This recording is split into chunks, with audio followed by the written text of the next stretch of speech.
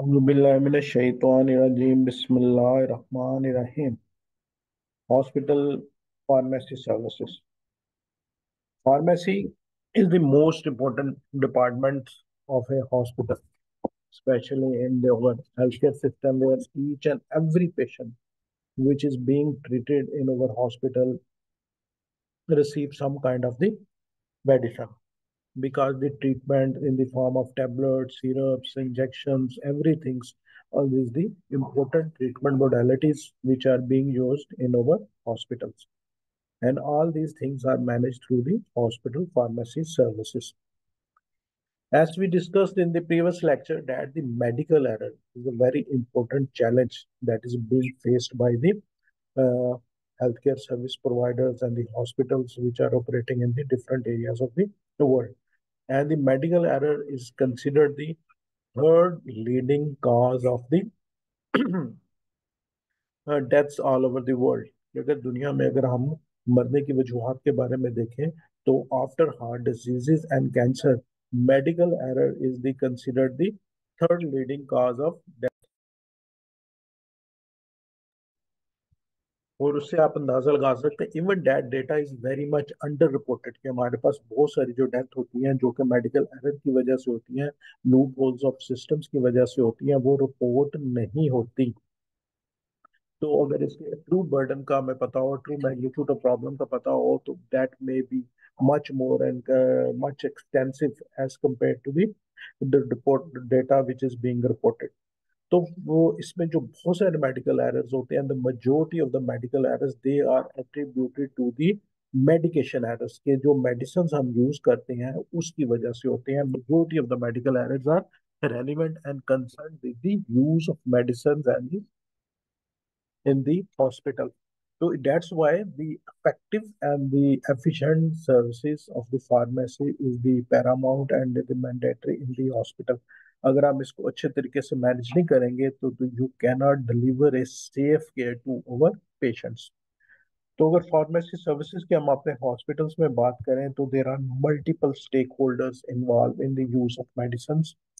There are the people who are going to prescribe the medicines, जो कि prescribe करते हैं, लिखते हैं। देन देर आर पीपल जो कि प्रोक्योर करते हैं, स्टोर करते हैं, उसको प्रिपेयर करते हैं, डिस्पेंस करते हैं। Then there is a administration of the medication के मेडिकेशन किसी पेशेंट को दी जाती है। इससे आपको अंदाजा होता है कि because there are the multiple stakeholders involve and every person every stakeholder involve in the pharmacy services have its own responsibilities. For example, there are the doctors who are going to prescribe the medications, and then there are the pharmacists and pharmacy technicians who is going to procure and ensure the proper storage and dispensing of the medication. And then there is a nursing staff which is responsible for the administration of the medication as per the prescription. Where all of these stakeholders are playing their own role, they are also responsible for observing, recording, and responding to the adverse events के जो भी medication से related side effects या adverse events हो रहे हैं उनको monitor करना और उनको मैनेज करना भी इन तीनों की रिस्पॉन्सिबिलिटीज है। और जैसे कि हमें पता है कि जब बहुत सारे लोग किसी की एक टास्क की एग्जीक्यूशन में इन्वॉल्व होते हैं तो उसमें चांसेस ऑफ एरर बढ़ जाते हैं। तो इस वजह से हमारी जो फार्मेसी सर्विसेज है within a hospital that need to be organized in a professional way. तो देर आर दी डॉक्टर्स जो जिन्होंने प्रेस्क्रिप्शन करनी है, फार्मासिस्ट है एंड दी नर्सिंग स्टाफ है, they have their own roles. तो सबसे पहला जो इस तरह जब हम फार्मेसी सर्विसेज की बात कर रहे हैं विद इन हॉस्पिटल, तो there are the different models which are operating. There are the usually they have a one main pharmacy, just like जैसे हमने कल कहा था कि लॉन्ड्री सर्विसेज हैं और CSSD सर्विसेज है which are the central support department which is providing services all the units of the hospital. Similarly वहाँ पे mostly एक main pharmacy होती है which is providing services to the all the hospitals. But there are the few hospitals which have a satellite pharmacy with in the hospital. अगर आपका hospital बहुत बड़ा है तो उन्होंने कुछ जगहों पे सैटेलाइट फार्मेसीज भी बनाई होती है। फॉर एग्जांपल ओटी के करीब जहाँ पे आपका बहुत ज्यादा यूज है वहाँ पे कोई आपकी फार्मेसी अवेलेबल है, ओपीडी की फार्मेसी जो है समटाइम्स वो सेपरेट डिवीज कर दी जाती है। क्योंकि जो उसमें डिफरेंट किस्म के आइटम्स यूज हो होते हैं वो डिफरेंट हो सकते हैं. तो usually hospital have A one central pharmacy available within the hospital which provides services to the patients and the different hospitals departments, and then there may be the smaller satellite pharmacies within the department. अगर आपका hospital बहुत बड़ा है और वहाँ पे आपका जो बल्क है यूज है मेडिसिन का वो बहुत ज्यादा है, तो छोटी छोटी फार्मेसीज भी आपके हॉस्पिटल्स के अंदर अकॉर्डिंग टू द नीड्स जो है ना वो डेवलप की जाती है. So pharmacy services involve multiple stakeholders. There are the prescriber, there is the people who is going to dispense, and then there is a people who are going to administration, going to do the administration of medication to the patients.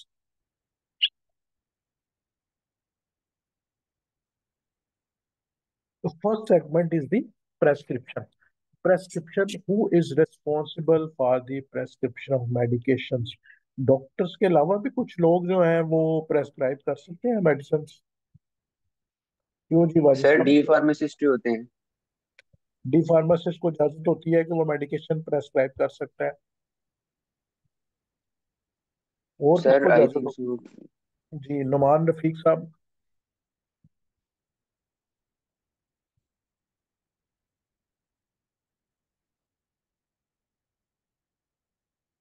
Prescription जो है doctor जो है not always doctor, there are the other people जो कि आपकी medication जो है उसको प्रेस्क्राइब कर सकते हैं with in the area of their jurisdictions with their limited rights. Doctors और डेंटल सर्जन दो ऐसे लोग हैं which have a universal rights कि they can prescribe all kinds of the medication within the area of their jurisdiction. But there are the people and there are the healthcare professionals which have a limited authority and the limited jurisdiction, the prescription of the medications. उसमें आप कह सकते हैं therapist है, pharmacist है, optometrist है, nutritionist है, physical therapist है. तो these healthcare professionals they can also prescribe the medication but with the limited authority, with the limited, and that prescription should be limited to their jurisdiction only. Similarly Pakistan में जो है lady health workers होते हैं, they can also prescribe medication but limited to the antibiotics and the multivitamins to the pregnant females and very newborns. उनको भी इजाजत होती है कि वो प्रेस्क्राइब कर सके but with a very limited scope of services. तो प्रेस्क्रिप्शन जो है that is a written instruction by the medical professionals जो है जो कि इशू करते हैं टू द पेशेंट्स को on the basis of their clinical condition. तो प्रेस्क्राइबर्स जो है मुख्तलिफ किस्म के हो सकते हैं. मेन जो है that is the doctors and the dental surgeon which have the universal rights कि हर किस्म की मेडिकेशन जो है वो प्रेस्क्राइब कर सकते हैं. But there are the other professionals जो कि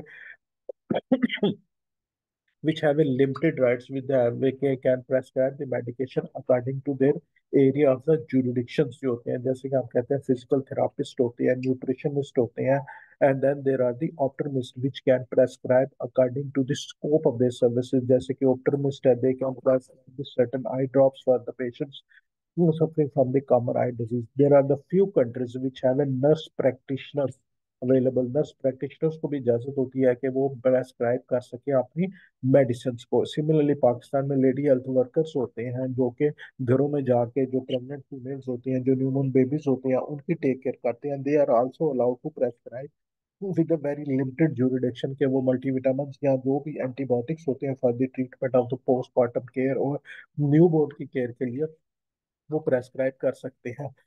सिमिलरली आपकी जो फार्मासिस्ट है he is authorised for the refilling of the medications. और वेरी कुछ कंट्रीज हैं जहाँ पे उनको लिमिटेड राइट्स हैं कि they can prescribe also the medications जो है.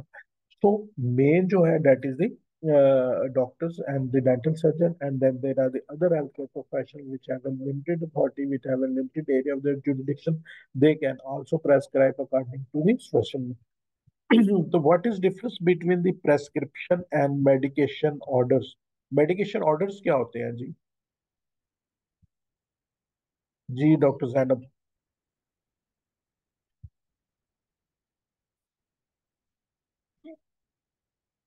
Is there is any difference between medication order and the prescription? जी doctor Asma.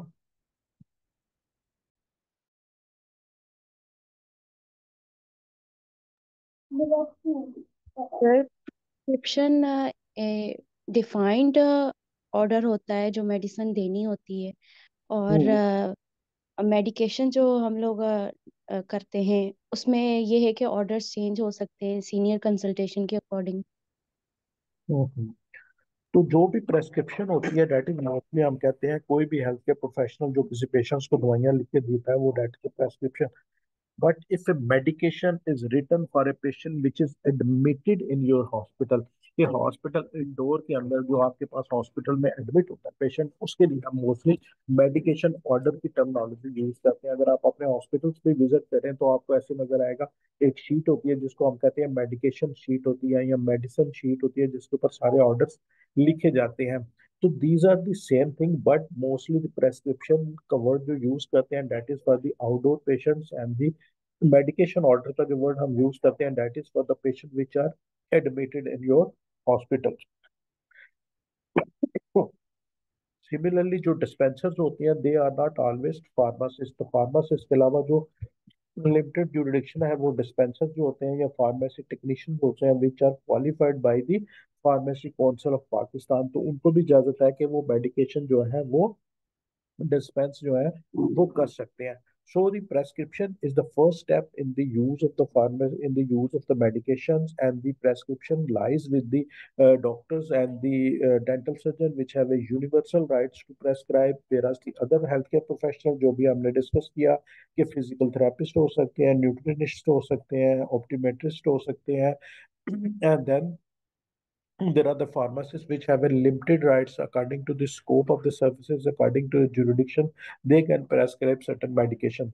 In some countries, there are the senior nurse practitioners which can also prescribe according to the scope of the services. उनको limited rights होती हैं, वो हर किस्म के medication जो है उसको prescribe नहीं कर सकती. सिमिलरली डिस्पेंसर जो है जो कि मेडिकेशंस इशू करते हैं से वो मोस्टली तो they are the pharmacist, but there are the other people like dispenser and the pharmacy technician which have been qualified by the pharmacy council. They are also authorized कि वो medications आपको dispense कर सकते हैं. Similarly जो तीसरा stake holder था जिसको हम कहते हैं administration of the medication, that is the responsibility of the nursing staff. जो कि नर्सिंग स्टाफ होता है वो जो medication according to the prescription उसको एडमिनिस्टर करता है. But there are the doctors जो है they can also administer the medication, specially जो हमारे एनेस्थेसिस्ट होते हैं जो कि अपनी मेडिकेशन खुद लगाते हैं. सिमिलरली कीमोथेरेपी के एजेंट्स होते हैं जो कि डॉक्टर्स खुद लगाते हैं. तो एडमिनिस्ट्रेशन के राइट्स जो हैं वो नर्सिंग के पास भी होते हैं और एज वेल एज डॉक्टर्स जो है वो खुद भी मेडिकेशन जो है ना वो एडमिनिस्ट्रेट कर सकते हैं. So the prescription and the medication orders जो कि भी हमने कहा कि prescription is predominantly used for the elderly patients जिनके ऊपर हम patients को instructions देते हैं कि what medication they need to use, how to use and when to use, उसके ऊपर सारा हम उसको करवाते हैं. And similarly the medication order is a term which is used for the patient which are admitted in your hospital, which is staying in your hospital. And these prescription and the medication orders has to be valid, clear and legible. This is the law. ये कानूनी तौर पे जो भी आपने prescription लिखनी है, जो भी आपने मेडिकेशन ऑर्डर लिखना है वो वैलिड होना चाहिए, वो क्लियर होना चाहिए, उसके ऊपर किसी किस्म की एम्बिग्यूटी एंड डाउट्स नहीं होना चाहिए, लीजिबल होना चाहिए, मीन्स के वो रीडेबल होना चाहिए, उसकी कंप्रीहेंशन इजी होनी चाहिए, उसमें किसी किस्म के डाउट्स जो फार्मासिस्ट है या नर्सिंग स्टाफ है उसके जहन में नहीं आने चाहिए. सिमिलरली जो पंजाब हेल्थ केयर कमीशन है उसके जो मिनिमम सर्विस डिलीवरी स्टैंडर्ड्स हैं वो भी यही कहते हैं कि आपने जो भी प्रेस्क्रिप्शन लिखनी है या जो भी मेडिकेशन ऑर्डर लिखना है that should be clear and legible, understandable होना चाहिए. So doctors and the prescribers जो भी हैं they are legally bound, they are legally obliged कि उन्होंने जो भी ऑर्डर लिखना है वो बिल्कुल क्लियर होना चाहिए, उसमें सफिशिएंट लीजिबिलिटी होनी चाहिए to avoid any possible mistake by the pharmacist. मसलन फॉर एग्जांपल कि अगर डॉक्टर ने प्रेस्क्रिप्शन लिखी है उसके बाद फार्मासिस्ट ने उसको डिस्पेंस करना है, देन नर्स जो है उसने उसको लगाना है. If prescription has not been written clearly and legibly and there may be a doubts in the minds of the dispenser के फार्मेसी टेक्नीशियन या फार्मासी जिसने इसको इशू करना है, ही देयर पॉसिबिलिटी कि he may issue a wrong dose, he may issue a wrong medication अगर वो order sufficiently लीजिबली clearly नहीं लिखेंगे. सिमिलरली जो नर्स है उसने अगर उसको एडमिनिस्टर करना है, उसने मेडिसिन देनी है पेशेंट को, तो उसके लिए भी वो ऑर्डर्स बड़े क्लियर होने चाहिए और उसकी कंप्रीहेंशन में किसी किस्म का डाउट नहीं होना चाहिए. So the prescribers, doctors, dental surgeon and whatever person is prescribing, he is legally obliged and he is legally bound के जी वो अपनी प्रेस्क्रिप्शन को क्लियरली लिखे और लीजिबली लिखे. बस सिमिलरली जो हमने प्रेस्क्रिप्शन लिखनी है उसके अपने कंटेंट्स होते हैं. Every country has its own regulation and rules के what need to be mentioned on the prescription. ज्यादातर हम जो है ये सारी चीजें जो है अमूमन हम लिखते हैं कि उसके ऊपर नेम ऑफ प्रेस्क्राइबर होना चाहिए, वो सारी चीजें होनी चाहिए. तो the every country has its own standard for the prescription, but एक जो जनरल नॉर्म्स हैं कि everything has to be mentioned, जिसमें आप कहते हैं कि name and contact detail of the prescriber they are very important. ये जो डॉक्टर्स हैं जिसने प्रेस्क्राइब कराई है उसके कॉन्टैक्ट डिटेल्स आपके पास होनी चाहिए. Reason behind this is that in case of any ambiguity, if the dispenser और द फार्मासिस्ट और the nurse has any doubts about the prescription, any doubts about the order medication orders, they can contact with the prescriber. Then the name, age of the patient, and if it's a pediatric population, छोटे बच्चे हैं, तो then weight is very essential, वो भी आपने लिखना है. Validity means के date of the prescription is very important कि आप लिखें कि ये जो मेडिकेशन थी, ये जो मैंने इस दिन इस पेशेंट को देखा और according to that particular day जो उसकी क्लिनिकल कंडीशन थी उसके दिन मैंने आप उसको किया. That's why date is very important कि आप जब भी उसके प्रेस्क्राइब करें उसके ऊपर लिखें. और सिमिलरली आगे जो उसकी हम ड्यूरेशन ऑफ मेडिकेशन जो है वो भी मेंशन करते हैं कि ये जो सारी चीजें हैं वो इतने दिनों के लिए है, तो that ensures the validity of your prescription. Then definitely name of the drug, strength of the drugs कि आपने कितने मिलीग्राम लेनी है, 500 400 milligram. Dosage form that need to be clearly mention कि आप टेबलेट दे रहे हैं, सिरप दे रहे हैं, इंजेक्शंस दे रहे हैं. फ्रीक्वेंसी आपने कितनी देर किस कैसे यूज करनी है, सुबह यूज करनी है, सुबह दोपहर शाम लेनी है, वीकली बेसिस पे एक चीज लेनी है, तो that need to be mention. Route is very important कि आप ओरली लेंगे या आप उसको जो है आईवी साइड के देना देना चाह रहे हैं, या उसने दूध या जो स्पेशल इंस्ट्रक्शन कोई देना चाहते हैं कि दूध के साथ लें, सुबह खाली पेट लें, that need to be mention. And then again the nature of the prescriber is very important कि जी अगेन जैसे भी आपने कहा कि बहुत सारे लोग लिखते हैं कि not valid for cold, and again the signature of prescriber जो है दे आर वेरी इंपॉर्टेंट. लेकिन आजकल जो है the most of the prescription they are mostly the computer generated. काफी सारे हॉस्पिटल्स हैं, काफी सारे जो है प्राइवेट प्रैक्टिशनर्स हैं, they have developed computer operated जो है वो प्रेस्क्रिप्शंस देते हैं. और मोस्टली वो कंप्यूटर ऑपरेटर प्रेस्क्रिप्शंस जो है वो इंग्लिश लैंग्वेज पे होती हैं. तो आइडियली ये होना चाहिए कि whenever you are writing a prescription, whenever you writing a medication orders, तो चले इंग्लिश में ठीक है, where are the nursing staff and dispensers available जिन्होंने आपके ऑर्डर्स को कंप्रीहेंड करना है. But if a patient is going home और आपने जो मेडिकेशन प्रेस्क्राइब की है, तो ideally that should be instructions, frequency, doses जो है ना, ये that should be written in the language that is understandable by the patient, कि वो उसको कंप्रीहेंड कर सके.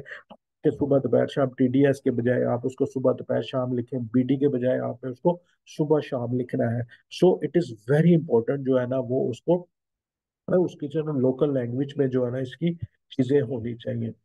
अगर आप लोकल लैंग्वेज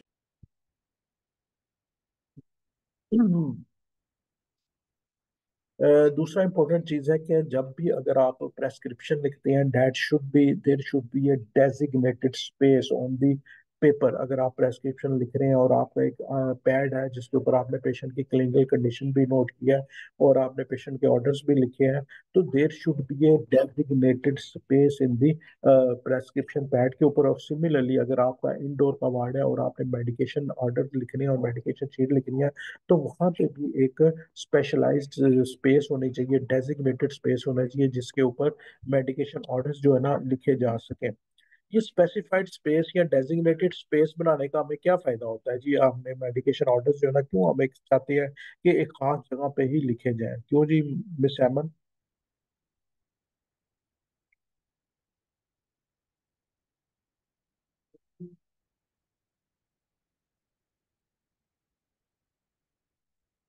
जी डॉक्टर असमा.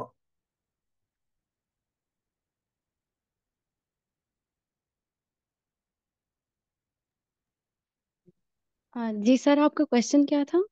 सॉरी। जैसे मैंने अभी कहा कि if you want to prescribe, और अगर आपने हॉस्पिटल में मेडिकेशन ऑर्डर लिखने हैं, तो हमारा ये होता है कि हॉस्पिटल की फाइल के अंदर एक स्पेसिफिक जगह होनी चाहिए जिस पे आप मेडिकेशन ऑर्डर लिखें। सिमिलरली जो आपकी आउटडोर की स्लिप है उसके ऊपर भी एक स्पेसिफिक जगह या डेजिग्नेटेड स्पेस होनी चाहिए जिसके ऊपर आपने सारी मेडिकेशंस लिखनी है। इसका पर्पस क्या है? सर, ताकि जो मेडिसन फार्मासिस्ट हैं उनको भी एक पता होता है इन चीज़ों का। तो एक ऑर्गेनाइज्ड सिस्टम हो जाता है कि डायरेक्ट, एक तो वो हर किसी को पता होता है कि उस जगह पे मेडिकेशन लिखी होती है, तो वो डायरेक्ट अगर टाइम बचाने के लिए डायरेक्ट उसी पे फोकस करते हैं। और जी बिल्कुल, आपकी बात बिल्कुल ठीक है, thank you very much, right. But it is not for the time safety, it is a patient safety issue. Any medication which is prescribed by the prescriber by the doctor should be administered to the patient। Patient को वो मिलनी चाहिए। अगर आप हैphazard manners में हर page के ऊपर दवाइयाँ लिखते रहेंगे, तो there is a possibility and there is a probability that some of the medication may be missed। तो डेफिनेटली जब एक डेजिग्नेटेड स्पेस होगी जहाँ पे पता होगा कि ये दवाइयाँ सारी हमने यहीं पे लिखनी है, तो that will be make easy for the pharmacist. जैसे उन्हें पता हो कि फार्मासिस्ट को पता चल जाएगा कि ये वाली दवाइयाँ सारी हमने डिस्पेंस करनी है। सिमिलरली जो नर्स होगी ड्यूटी पे उसको भी पता चल जाएगा these are the medication that need to be administrated. तो that is a very important and patient safety issue. By designating a space and writing the orders on a specific space and designated space, we make sure that all the medications which has been prescribed by the prescriber are dispensed by the pharmacist accurately and administered by the nurse accurately। कि हमको different जगहों के ऊपर जाके देखना ना पड़े। तो इसलिए हमने एक कोशिश की होती है, और ये स्टैंडर्ड भी है कि आपने अपनी मेडिकेशन जो है ना एक स्पेसिफिक स्पेस के ऊपर जो लिखनी है। अगर हम during the course of the treatment जो अगर हम कोई प्रेस्क्रिप्शन चेंज करना चाहते हैं, तो we should not overwrite the medication. हमें कभी ये नहीं करना चाहिए कि 250 को काट के उसके ऊपर भी 500 milligram. Always write a new prescription, always write a to medication, ताकि उसमें किसी किस्म की प्रॉब्लम हमें फेस ना करनी पड़े। सिमिलरली जब आपने ऑर्डर्स लिखने हैं, तो राइट ऑलवेज, कभी भी जो है ना उसके ऊपर ट्रेलिंग जीरो ना डालें, कभी भी 1.0 ना डालें। there is a probability it may be taken as a 10 milligram. there is a probability कि जो डिस्पेंसर है या नर्स है वो उसको 1 मिलीग्राम के बजाय 10 मिलीग्राम की डोजेज जो है ना वो इशू कर सकती है।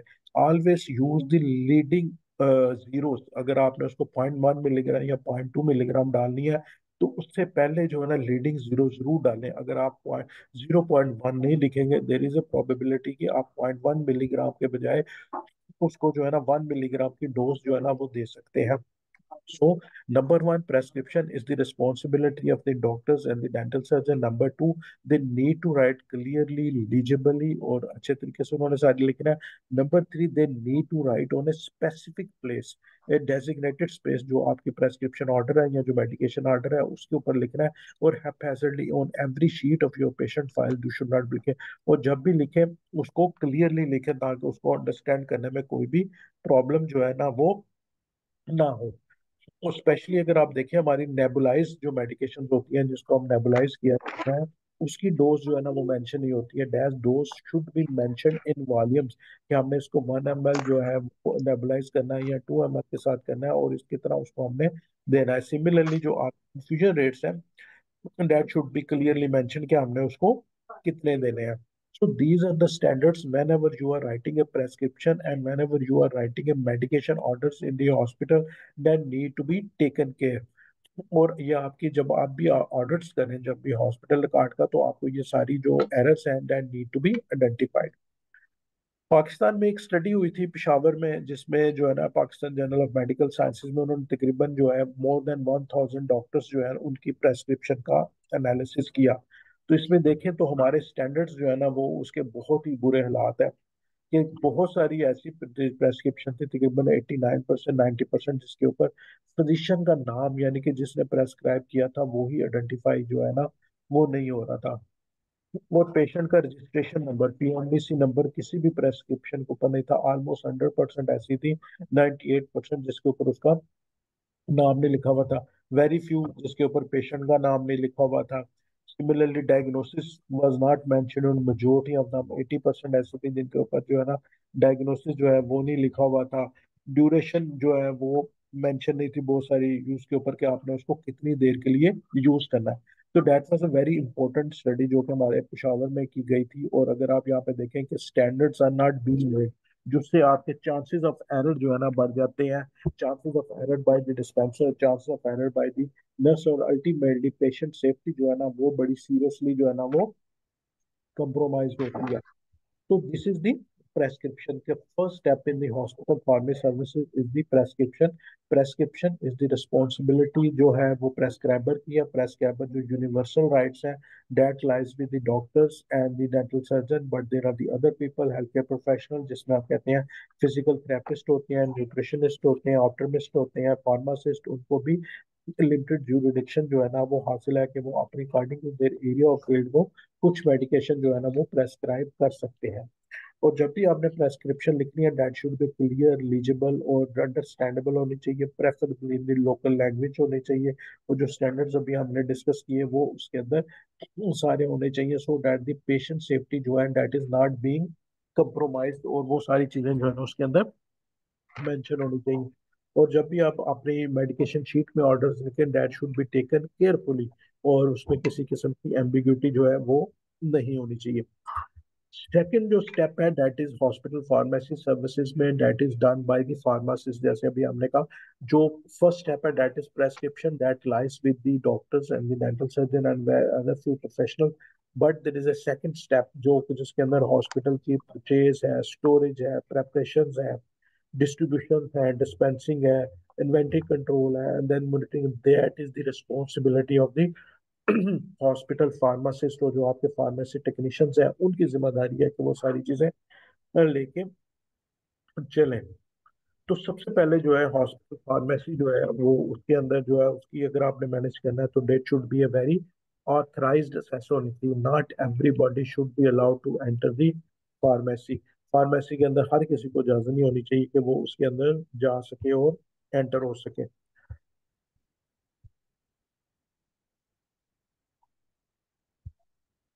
जी महानूर, आपने कभी किसी हॉस्पिटल में काम किया है जी?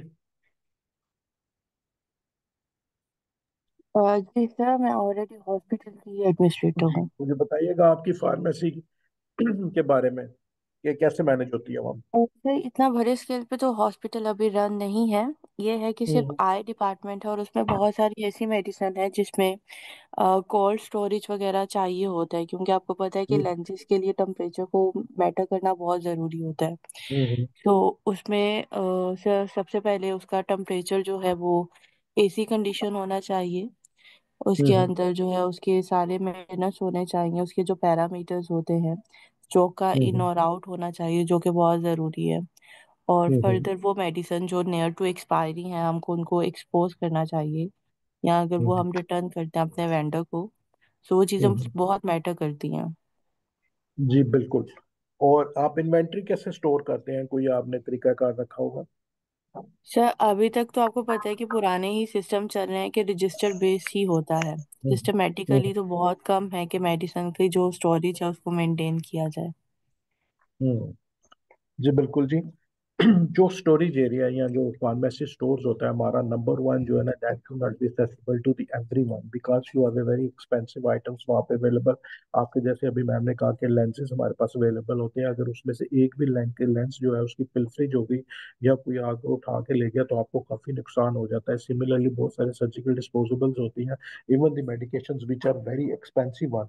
So it is very important to place the pharmacy services under the security surveillance के only the people which are authorized to enter the pharmacy store या मेडिकल स्टोर के अंदर जाने की इजाजत हो, सिर्फ वही जा सकें और बाकी लोगों को उसकी जनरल असेस नहीं होनी चाहिए। Then we need to decide the storage method कि आपने अपनी इन्वेंटरी को स्टोर कैसे करना है।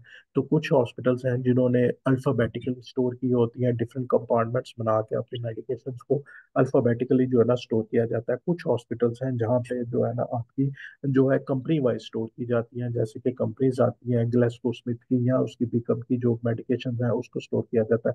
कुछ हॉस्पिटल्स हैं वो डोजेज फॉर्म के अकॉर्डिंगली स्टोर करते हैं कि उसके अंदर जो है कैप्सूल्स अलग रखे जाते हैं, आईवी ड्रग्स जो है ना वो अलग रखी जाती हैं। तो वट एवर मेथड जो है, जो भी आपने यूज करना है, that should be properly used, और उसमें आपके स्टाफ की आओ। ट्रेनिंग होनी, उसके अकॉर्डिंगली जो है ना आपका जो सारा स्टाफ जो है ना उसमें उसके ऊपर मेडिकेशन को उसको करना चाहिए, ऑर्गेनाइज करना चाहिए। तो डिफरेंट मेथडोलॉजीज अवेलेबल है, अल्फाबेटिकली हो सकती हैं, कंपनी वाइज हो सकती हैं, जेनेरिक नेम वाइज हो सकती हैं, डोसेस फॉर्म के अकॉर्डिंगली हो सकती है। तो वो आप कर सकते हैं। Then you need to monitor the temperature of the pharmacy के अंदर जो आपका टेम्परेचर है, दैट शुड बी मॉनिटर के, उसके ऊपर जो है ना वो आपकी किसी किस्म की भी जो भी है डेली बेसिस के ऊपर, मोस्टली हम थ्री टाइम्स ए डे उसको टेम्परेचर को मॉनिटर करते हैं। जो आपकी जनरल मेडिकेशंस हैं वो तो mostly less than 25 degree centigrade temperature के ऊपर स्टोर होती हैं, बट कुछ जो है वो कोल्ड चेन मेंटेन करनी होती है, तो उसके लिए हमने फ्रीजर्स रखे होते हैं जिसके अंदर अप्रोप्रिएट टेम्परेचर जो है ना उसके अंदर हमने उसको मेंटेन करना होता है और स्टोर करना होता है। और दैट फ्रीजर जो हमने रखे होते हैं वो भी, उसके लिए भी हमने कोशिश करते हैं उसकी टेम्परेचर मॉनिटरिंग की जाए। So number one, there should be authorized access, then there should be a one storage methodology आपने डिसाइड करनी है कि जैसे अभी हमने कहा अल्फाबेटिकली जो है ना वो स्टोर हो सकती है, कंपनी वाइज जो है वो स्टोर हो सकती है, according to the dosage form जो है ना वो स्टोर हो सकती है। और जब भी आप स्टोर करें, short expiry date should be placed in the front, और लॉन्ग एक्सपायरी बैक के ऊपर होनी चाहिए, ताकि जो drugs which are going to expire very nearly, तो वो जल्दी से आपकी यूज हो सकते हैं, वो आपकी सिरे नाम से। Similarly, the medicine which are required for emergency use, which are required for urgent use के लिए होती हैं, that should be placed in the easy access, जहाँ पे उसको ढूंढने के लिए आपको ज्यादा कोशिश न करनी चाहिए, एडिक्वल क्वांटिटीज में और रेडिबल क्वांटिटीज में पड़ी होनी चाहिए, ताकि आपको उसके लिए आपके स्टाफ को इधर उधर जाना ना पड़े और वो इजीली आप उसको डिस्पेंस कर सकें, जो इमरजेंसी यूज के लिए होती है। सिमिलरली, जो आपकी एक्सपायर्ड या ऑब्सोलीट मेडिकेशन होती हैं, एक ऐसी मेडिकेशन जो कि एक्सपायर हो चुकी हैं, जहाँ जो which are no longer required, तो उसको भी आपने फार्मेसी में कोशिश तो ये करें कि आपकी फार्मेसी में पड़ी ही ना हो। Expired medication are the dangerous, के वो आपके फार्मेसी के अंदर होनी नहीं चाहिए। But sometimes we have a near expiry medication, and every hospital have a different profit. कुछ हॉस्पिटल्स हैं जो 3 मंथ्स के ऊपर नियर एक्सपायरी लेते हैं, कुछ हॉस्पिटल हैं वो 6 मंथ्स के ऊपर नियर एक्सपायरी होते हैं। तो any medication which has a 3 months to expire, as 6 months to expire, they are removed from the shelves and they are sent back to the vendors। लेकिन अगर आप ये आपने वेंडर को सेंड नहीं की, वापस नहीं भेजी, तो there should be a separate shelf that is placed in lock and key, और उसके ऊपर क्लियरली लिखा होना चाहिए कि these are the expired medication, these are the near expiry medication और है, और that should not be use. और कोशिश करें उसको लॉक एंड की के अंदर जो है ना उसको रखें। सिमिलरली, जो आपकी हाई रिस्क मेडिकेशंस हैं या जो आपकी हाई अलर्ट मेडिकेशंस हैं जो कि रिक्वायर्ड हैं, जैसे कि आपकी इंसुलिन होती है, पोटेशियम केसीएल्स होता है, that should be properly placed. जो sound like and look like medications हैं, ऐसी मेडिकेशंस जो हैं जिनके नाम एक जैसे हैं या जिनकी जो शक्ल है और उनके जो पैकेजिंग है वो एक जैसी है, that should be properly organize, कि आप उनको सेपरेट शेल्फ्स में रखेंगे, वो उनको एक जगह पे नहीं रखना चाहिए, ताकि प्रोबेबिलिटी ऑफ इश्यूज जो है उसको रोका जा सके कि गलत दवाई जो है ना वो आपकी ना चली जाए। इसी तरह जो रिकॉन्स्टिट्यूटेड मेडिकेशंस होती हैं जो कि फार्मेसी के अंदर बनाई जाती हैं, उनको आपने प्रॉपरली लेबल करना है विद द पेशेंट नेम्स, और उसके ऊपर प्रॉपरली आपने एक्सपायरी डेट लिखनी है इशू करने से पहले। तो जितने भी आपके नॉन फार्मास्यूटिकल प्रोडक्ट्स हैं हमारे यहाँ पे, अक्सर फार्मेसी में आपने देखा होता है कि बोतल्स भी बेची जाती है, कैंडीज भी होती हैं, और उसमें आपकी जो है वो भी होती पेपर्स वगैरह भी रखे होते हैं। नॉन फार्मास्यूटिकल प्रोडक्ट्स जो होते हैं ना, that should be played separately. So storage of the medication जो है ना, that is very important step in pharmacy के अंदर। मैं जैसे आपको पता है, it is a very important, और हमारा जो रेवेन्यू जनरेट होता है फार्मेसी के साथ, that is a very much important, क्योंकि अगर आपकी फार्मेसी सर्विसेज अच्छी चल रही है और आपको उससे जो प्रॉफिट होता है, that will be sufficient enough to support the hospital services की। इतना अच्छा आपको प्रॉफिट वहाँ पे आता है, लेकिन एट द सेम टाइम अगर आपके वहाँ पे पिलफ्रीज है और स्टोरेज अगर प्रॉपर नहीं है, तो उससे आपको नुकसान भी काफ़ी हो सकता है। सो फार्मेसी सर्विसेज के अंदर जो सबसे इंपॉर्टेंट चीज़ है, that is the storage of the medication, organization of the medication in the your pharmacy stores. तो उसके लिए आपने proper inventory control mechanism develop करना है, प्रॉपर स्टोरेज टेक्निक डेवलप करनी है। जैसे भी हमने डिस्कस की कि अल्फाबेटिकली आप स्टोर कर सकते हैं, डोजेज फॉर्म के अकॉर्डिंगली स्टोर कर सकते हैं, टैबलेट टैबलेट्स लैदा, आईवी इंजेक्शन लैदा, सिरप्स लैदा, फिर आप कंपनी वाइज जो है ना उसको आप स्टोर कर सकते हैं। सिमिलरली जो आपके नॉन फार्मास्यूटिकल प्रोडक्ट्स हैं, that should be played separately. जब आप इसको ऑर्गेनाइज करें तो मेक श्योर करें जो आपकी शॉर्ट एक्सपायरी मेडिकेशंस हैं that should B place on the front, ताकि आप उनको जल्दी यूटिलाइजेशन कर लें, और लॉन्ग एक्सपायरी जो है ना वो जो है ना बाद में आनी चाहिए। सिमिलर जो medication which are required in the emergency use के लिए रिक्वायर्ड होती हैं, that should be placed in adequate quantity और रेडिली अवेलेबल होनी चाहिए। ऐसी जगह पे रखें जहाँ पे आप उनको इजीली असेस कर सकें और इजीली इशू कर सकें without any delay. Then there are the medications, high alert medications होती हैं, हाई रिस्क मेडिकेशंस होती हैं, that should be properly placed. उसमें साउंड लाइक मेडिकेशंस होती हैं, उसमें लुक लाइक मेडिकेशंस होती हैं। ऐसी मेडिकेशन जिनका यूज डिफरेंट है बट वो बोलने में एक जैसी होती है, तो that should be placed in the separate shelves. और similarly sound like, look like जो है, जो बिल्कुल एक जैसी दिखती हैं बट वो उनके यूज डिफरेंट होती हैं, सिमिलरली वो भी आपको प्रॉपरली मैनेज करने हैं। उनको डिफरेंट शेल्फ्स के अंदर आपने उसको मेंटेन करना है। Then you have to maintain the temperature of the story. एक एक मेडिकेशन है जो कि आपने अपने फ्रिज के अंदर रखनी है, और एक है जो आपकी जनरल अंडर टेम्परेचर के ऊपर स्टोर करनी है। मेडिकेशन जो हम स्टोर करते हैं, तो हमारे यहाँ पे मोस्टली क्या होता है कि मोस्टली फ्रिजेस यूज होते हैं जो कि which are meant for domestic uses. जैसे हम कल डिस्कस कर रहे थे कि लॉन्ड्री के अंदर हमारे हॉस्पिटल में बहुत सारी ऐसी मशीनें यूज की जाती हैं which is meant for domestic use, घरों के लिए यूज होती हैं। इसी तरह हमारे हॉस्पिटल की फार्मेसीज के अंदर जाएं, हॉस्पिटल के अंदर जाएं, तो वहाँ पे भी फार्मास्यूटिकल फ्रिजेस आपको नहीं मिलते। वहाँ पे भी जो घर में रूटीन में जो आपके फ्रिजेस होते हैं जो कि आपके डोमेस्टिक यूज के लिए वो रखे होते हैं, तो आइडियली तो आपकी फार्मेसी के अंदर वो फ्रिजेस होने चाहिए which are meant for pharmaceutical storage, जिसके ऊपर आपने मेडिकेशन स्टोर करनी है। तो वो अक्सर जो अच्छी फार्मेसीज है उनके पास पड़ी होती है। इवन जब आपने फ्रिजेस के अंदर स्टोर करना है, मेक श्योर करना है कि कोई भी जो मेडिकेशंस है वो आपके फ्रीजर में ना पड़ी हो। फ्रीजर के अंदर आपने कोई चीज नहीं, कि freezers are only meant for ice cubes. Ice cubes आप उसके अंदर डेवलप करती हैं to maintain the cold chain, क्योंकि जो भी कुछ मेडिकेशन हैं जैसे कि वैक्सीनेशन वगैरह होती हैं जिनको आप इशू करते हैं, तो उनका टेम्परेचर मेंटेन करना होता है till the administration of that medication to the patient, के जब तक वो उसको पेशेंट को लग नहीं जाती, तो उसके लिए हमने आइस क्यूब रखे हैं। तो no medication is going to be stored in the freezer, number one. No medication is going to be stored in the doors. Door के अंदर जो है फ्रिज के, उसके ऊपर भी कोई मेडिकेशन हमने स्टोर नहीं करनी होती।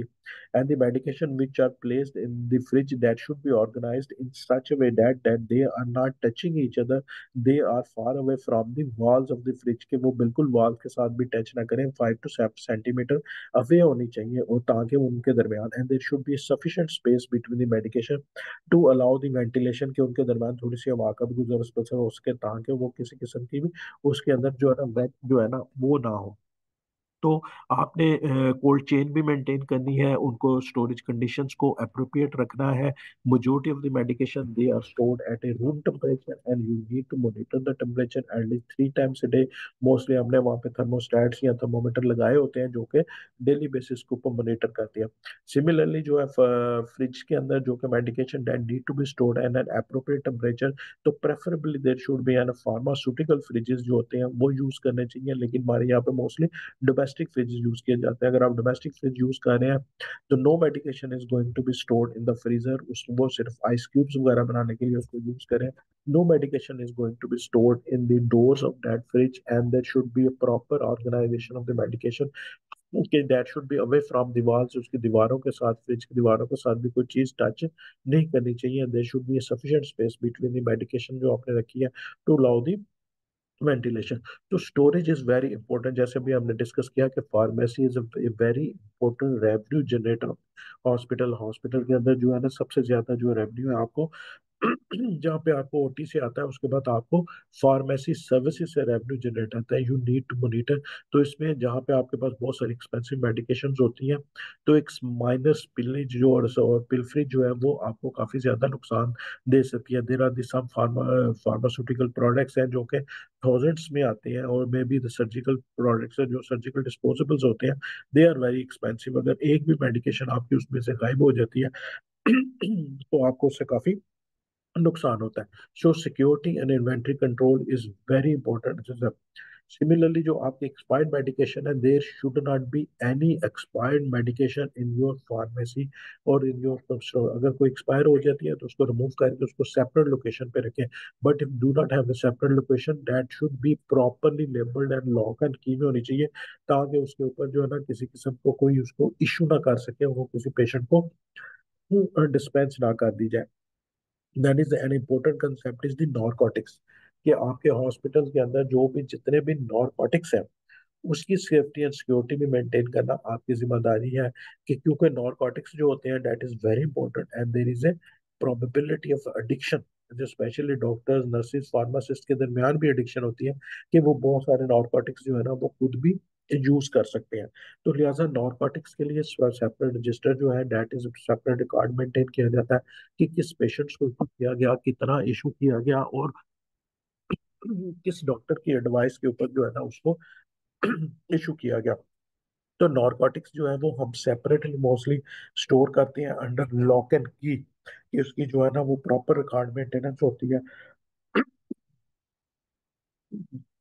जो आपने अपनी नॉर्कोटिक्स है उनको separate secure area with in the pharmacy होना चाहिए, विच इज लॉक एंड की विद लिमिटेड एक्सेस, कि यानी कि इसकी जो लॉक है और उसकी की के जो एक्सेसन है that should be preferably with the in charge of the pharmacy in particular shift. लेकिन ये भी नहीं होना चाहिए कि वो जो चार्ज जो है ना वो चाबी लेके घर चला जाइए, that should be available within the pharmacy.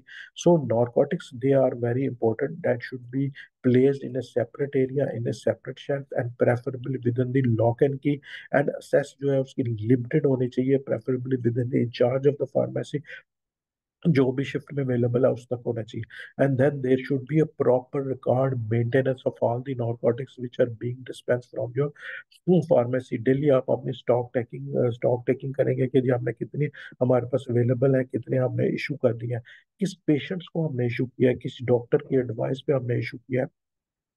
तो दैट इज वेरी इंपॉर्टेंट कि आप उसको एक तो सिक्योर एरिया पे रखें, लॉक एंड की में रखें, विद लिमिटेड ऑथराइजेशन रखें, लिमिटेड एक्सेस रखें, and then there should be the proper record maintenance कि कौन से पेशेंट को मेडिकेशन जो है नॉर्कोटिक इशू हुई है और उसको देखें। देन चेक periodically जो पेशेंट का रिकॉर्ड है उसको भी चेक करेंगे। One of the pharmacist and pharmacy technician should visit the area in the ICU, जो नॉर्कोटिक्स ज्यादातर ओटी में और आईसीयूज में यूज होते हैं, तो वहां पे विजिट करना चाहिए। पेशेंट के रिकॉर्ड में भी देखा जाए कि क्या ये मेडिकेशन जो उसको हुई हुई है, और पेशेंट से भी आप पूछें कि मेडिकेशन से उसको कोई फायदा हो रहा है। ये ना हो कि आप नॉर्कोटिक्स दे रहे हैं, पेन किलर दे रहे हैं, but patient is continuous complaining for the pain, कि जी मेरी पेन जो है ना वो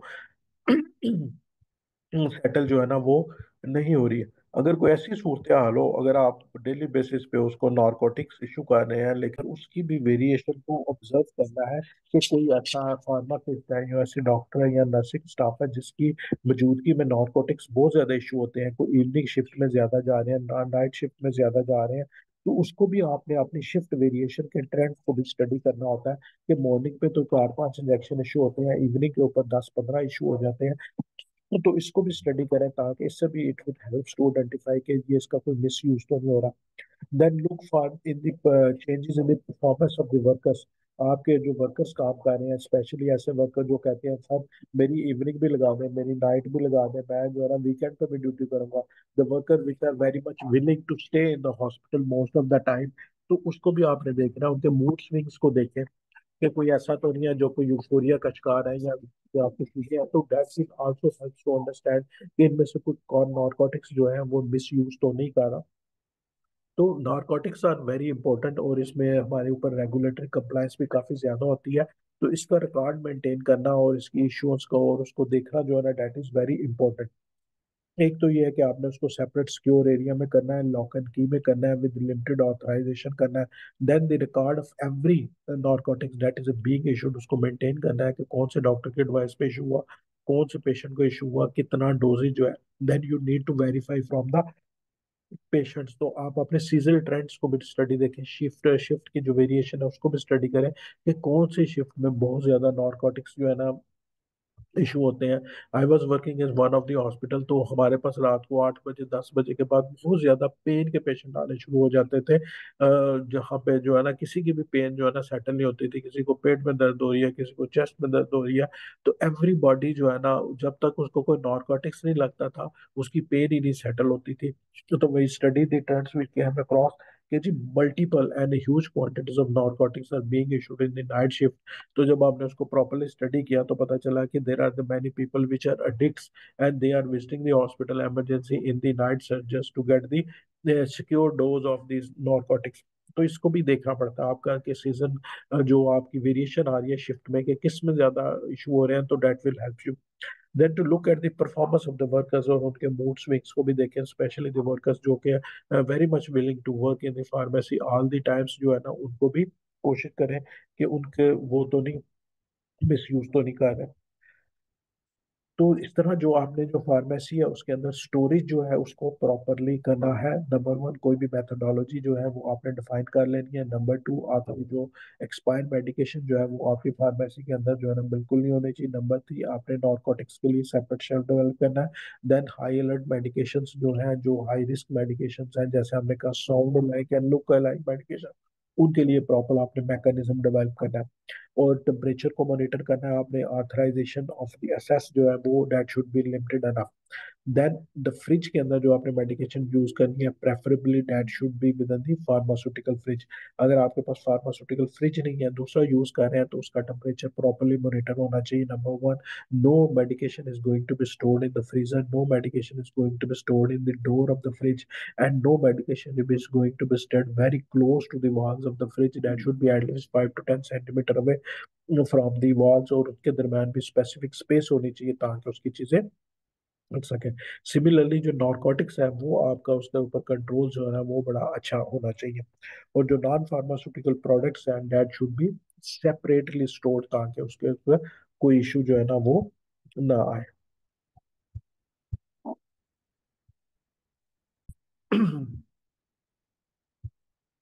सो दिस इज द स्टोरेज। अब आपने मेडिकेशन जो स्टोर की है that need to be distributed to the different departments of the hospital. तो हॉस्पिटल के अंदर जो है वो एक मेडिकेशन डिस्ट्रीब्यूशन सिस्टम होता है, जिसके थ्रू आपकी, जैसे भी हमने शुरू में डिस्कस किया था कि एवरी हॉस्पिटल है में central pharmacy which is providing services to the all the departments within the hospital.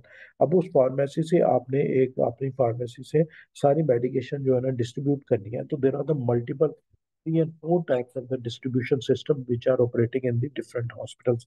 The one is the bulk ward stock replenishment system, then there is the individual medication order system, then there is a unit dose system, and the automated medication dispensing. So these are the four models and the four distribution system, medication distribution system जो है ना वो different hospitals के अंदर काम कर रहे हैं। बल्क वार्ड रिप्लेनिश सिस्टम जो है वो that is the prominent system जो कि हमारे यहाँ पे काफी सारे हॉस्पिटल्स के अंदर जो है ना यही काम कर रहा है। तो इसमें हम क्या करते हैं कि bulk medications containers are issued on the requisition and stored in the units wards and clinical flow. कि हम बल्क मेडिकेशंस होती हैं बहुत ज्यादा मेडिकेशन, 500 गोली 10,000 गोलियां जो है ना उसको हम इशू कर देते हैं वार्ड को। मसलन हमने सर्जिकल वार्ड को या मेडिकल वार्ड को या आईसीयू को इशू कर दी कि जी ये आप अपने एरिया में इसको स्टोर कर लें जब फॉर योर फ्यूचर। यानी कि एक बल्क में जो है ना मेडिकेशन जो है ना from the pharmacy they are to the different departments of the hospital. ये जो जितने कंटेनर्स होते हैं definitely they are not patient specific, ये किसी पर्टिकुलर पेशेंट्स के नहीं होते। जो भी उसके हॉस्पिटल्स में आएंगे वहाँ पे उस वार्ड में मरीज दाखिल होंगे, nurse according to the requirement उनको वो मेडिकेशन होगी। और इस सिस्टम में फार्मासिस्ट का भी कोई रोल नहीं है। He can not review the drug order by the pharmacist, कि वहाँ पे जो है डॉक्टर्स जो है वो मेडिकेशन लिखेंगे, नर्स के पास वो दवाइयाँ पड़ी हुई हैं, वो उसको इशू कर देगी।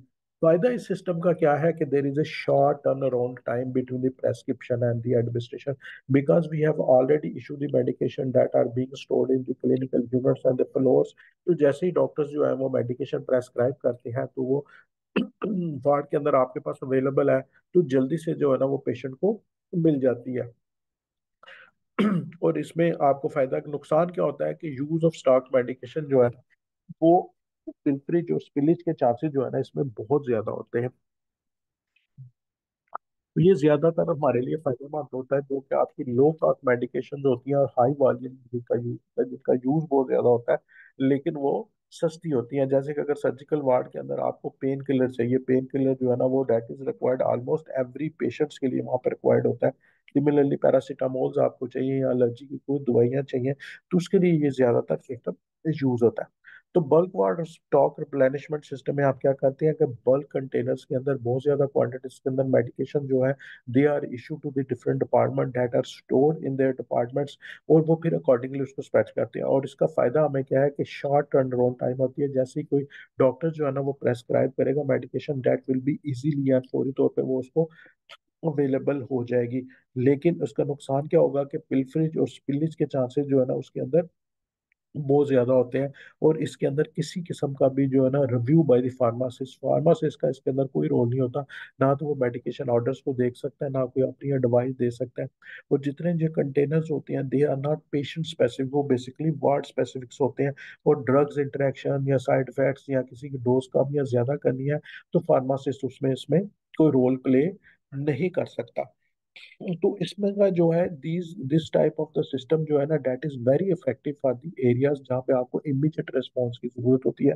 जैसे कि आपका इमरजेंसी वार्ड है, क्रिटिकल केयर यूनिट्स हैं, जैसे कि आईसीयूज हैं, जहाँ पे आपको you need short turn around time के, जहाँ पे आपको इमीडिएट रिक्वायरमेंट होती है कि मेडिकेशन की। वहाँ पे इतना टाइम नहीं होता कि कोई बंदा नीचे जाए फार्मेसी से मेडिकेशन लेके जाए। तो उन एरियाज के लिए ये बड़ा अच्छा सिस्टम होता है। स्पेशली आपकी इमरजेंसीज होती हैं, क्रिटिकल केयर यूनिट्स होती हैं, ऑपरेशन थिएटर होते हैं, जहाँ पे इमीडिएट आपको रिस्पॉन्स चाहिए होता है, तो वहाँ पे वार्ड रिप्लेनिश सिस्टम जो है ना वो बड़ा अच्छा काम करता है। लेकिन इसके साथ साथ जो है, जैसे मैंने आपको कहा कि बहुत सारी पिलफरेज उसमें होती है, तो उससे वजह से एक्सपेंसिव होता है। इन्वेंटरी कंट्रोल जो है ना वो प्रॉपर नहीं होता। जो नर्सिंग स्टाफ है उसने जितनी मेडिकेशन ली होती है उसका रिकॉर्ड मेंटेन करना होता है, उसकी इश्यूज का टाइम रिकॉर्ड करना होता है। तो डेट कंज्यूम्स दी, तो नर्स का जो टाइम है वो बहुत ज्यादा वेस्ट होता है। जो time that need to be spend on the nursing care, वो जो है ना उससे आपकी चीजें जो है ना वो कंप्रोमाइज हो जाती है। तो this is the first type of the water planning system, जिसमें आप क्या करते हैं कि बहुत सारी मेडिकेशन एक साथ इकट्ठी इशू कर देते हैं वार्ड्स को, और वार्ड्स के अंदर वो जो है ना नर्सेज जो है ना अकॉर्डिंग टू द रिक्वायरमेंट उसको ये यूज कर लेती है। फायदा इसका क्या है कि आपका शॉर्ट रन टाइम है, कि जैसे ही डॉक्टर्स प्रेस्क्राइब करते हैं तो वो मेडिकेशन वहाँ पे अवेलेबल है। और this type of system is very effective, जहाँ पे आपको इमीडिएट रिस्पॉन्स की जरूरत है, जैसे कि इमरजेंसी, आईसीयू है और ऑपरेशन थिएटर्स है। नुकसान इसका क्या है कि इसमें पिल्फरेज और स्पिलेज के चांसेस बहुत ज्यादा होते हैं। फार्मासिस्ट का कोई रोल नहीं है इसमें कि वो मेडिकेशन ऑर्डर रिव्यू कर सके या अपनी कोई एडवाइस जो है ना उसमें दे सके। फिर इसमें इन्वेंट्री कंट्रोल थोड़ा सा मुश्किल होता है कि इतनी सारी मेडिकेशंस का इन्वेंट्री कंट्रोल कैसे किया जाए, फिर उसका रिकॉर्ड मेंटेन कर ले कि नर्सेज का बहुत ज्यादा टाइम जो है ना वो वेस्ट होता है। और इसकी वजह से ये सिस्टम जो है ना वो, but it is good system for the areas जहाँ पे आपको इमीडिएट रिस्पॉन्स की जरूरत होती है। Then there is a medication distribution system, जिसको आप कहते हैं individual medication order system. Individual medication order system जो होता है that resemble to the outdoor pharmacy. जैसे आप किसी भी फार्मेसी में जाते हैं और एक दिन या दो दिन की दवाई उससे ले लेते हैं, सिमिलरली जो है ना यहाँ पे क्या होता है कि हमारे पास पेशेंट स्पेसिफिक कंटेनर्स आते हैं। जो है नर्स जो है वो आपके वार्ड में से एक पेशेंट की एक प्रेस्क्रिप्शन डेवलप करती है, उसकी एक रिक्वेस्ट जो है ना वो जनरेट करती है in the name of the pharmacy. तो वो फार्मेसी जो है ना उसको 24 आवर्स की या एक दिन की या दो दिन की मेडिकेशन जो है ना वो इश्यू करती जाती है। तो इसमें ये जो होता है, जो मॉडर्न प्लानिंग सिस्टम था वो यहाँ पे जैसे कहा कि जो कंटेनर है they are not patient specific. जो इंडिविजुअल मेडिकेशन ऑर्डर्स होते हैं दैट इज पेशेंट स्पेसिफिक्स होते हैं। डॉक्टर साहब ने प्रेस्क्राइब किया, नर्स ने उसका ऑर्डर जनरेट किया और उसको फार्मेसी में भेज दिया, और फार्मेसी में आपको ने उसको अकॉर्डिंग टू द पॉलिसी एक दिन की या दो दिन की मेडिकेशन जो है ना वो सारी इसमें प्रोवाइड कर दी। लेकिन अगेन जैसे हमने फर्स्ट वार्ड प्लानिंग सिस्टम से कहा, वहां पे भी फार्मासिस्ट का कोई रोल बहुत ज्यादा नहीं था कि वो मेडिकेशन ऑर्डर्स नहीं लिख सकता। तो इसमें भी आपके पास जो है ना मेडिकल की information, clinical information is not available by the pharmacist, और फार्मासिस्ट का भी रोल इसमें भी कोई बहुत ज्यादा नहीं होता। तो इसमें ये सिर्फ ये फायदा होता है कि आपके पास एक अच्छी इन्वेंट्री कंट्रोल आपके पास आ जाता है, पिल्फर और स्पिलिंग जो है वो कम हो जाती है। लेकिन इसमें अगेन आपके पास नर्स का जहाँ पे टाइम बच जाता है कि उसने बहुत ज्यादा इन्वेंट्री कंट्रोल करनी होती है या जो रिकॉर्ड मेंटेन करना होता है, but again he has to transcribe the orders, और उसमें भी उसका सारा काफी सारा टाइम जो है ना वो वेस्ट होता है। तो वाटर प्लानिंग सिस्टम के अंदर आप क्या करते हैं, बल्क्स में आप मेडिकेशन इशू करते हैं, और containers are not patient specific. और जो यूनिट डोज सिस्टम होता है उसमें हम क्या करते हैं, पेशेंट स्पेसिफिक मेडिकेशन इशू करते हैं अकॉर्डिंग टू द 24 आवर्स या 48 आवर्स की मेडिकेशन जो है ना उसमें दी जाती है। और जो इसमें भी उसमें भी फार्मासिस्ट का रोल कोई बहुत ज्यादा नहीं है, इसमें भी फार्मासिस्ट का रोल जो है ना को बहुत ज्यादा नहीं है। लेकिन उसमें इन्वेंटरी कंट्रोल जो है थोड़ा सा मुश्किल होता है, और that is good for the areas जहाँ पे आपको हाइट, जहाँ पे आपको इमीडिएट रिस्पॉन्स चाहिए होता है, और यहाँ पे अगर आप वो यूज करेंगे तो वहाँ पे आपका पेशेंट की जो ट्रीटमेंट है वो डिले हो सकती है। Then there is a third type of the system जिसको हम यूनिट डोज मेडिकेशन डिस्ट्रीब्यूशन कहते हैं, which is the most preferred method जो है ना यूज किया जाता है। इसमें medication are dispense in the unit dose packages, separate bins में होते हैं ईच ऑफ द पेशेंट में। मरीज को हम एक डोज के अंदर, एक कैप्चर के अंदर, एक पैकेज के अंदर जो है ना उसकी मेडिकेशन जो है ना उसको पैक कर दी जाती है। इस तरह की यूनिट डोज इशू होती है जिसके अंदर जो मरीज के, फर्ज करें अगर पेशेंट ने सुबह के टाइम जो मेडिकेशन खानी है तो उसकी एक एक टैबलेट जो है ना उस पैक के अंदर जो है ना वो बंद कर दी जाती है, उसको प्रॉपरली लेबल्ड कर दिया जाता है, और उसके पास वो पेशेंट की जो मेडिकेशन जो है ना वो आ जाती है।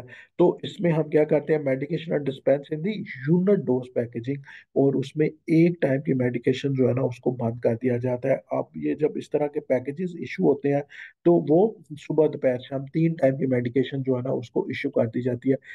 लेकिन इस पैकेट के अंदर जो है ना एक ही टैबलेट इसकी होगी, इसी की होगी, और यूनिट डोज सिस्टम, इसमें आपका इन्वेंट्री कंट्रोल बड़ा अच्छा रहता है, नंबर वन।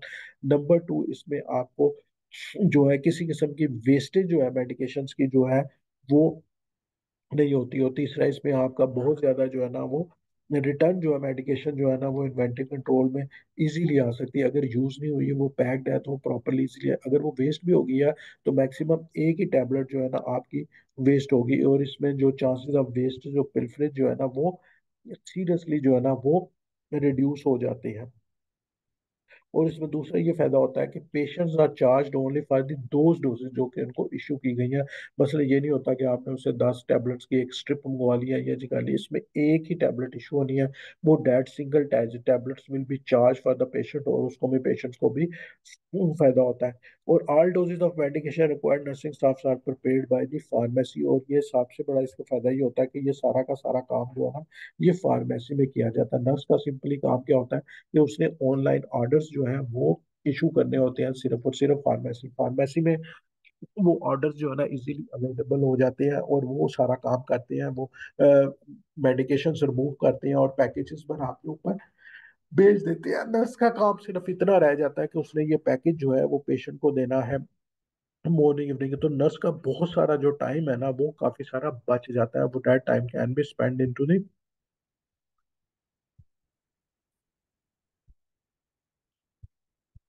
तो वो नर्सिंग केयर के ऊपर जा सकती है।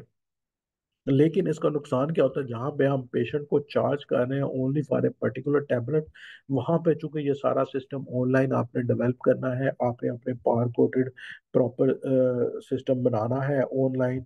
ये बार कोडेड पैकेजिंग, इसके लिए आपको प्रिंटर भी लेना चाहिए, इसके लिए आपको एक प्रॉपर सिस्टम चाहिए, कंप्यूटराइज सिस्टम चाहिए, सॉफ्टवेयर चाहिए।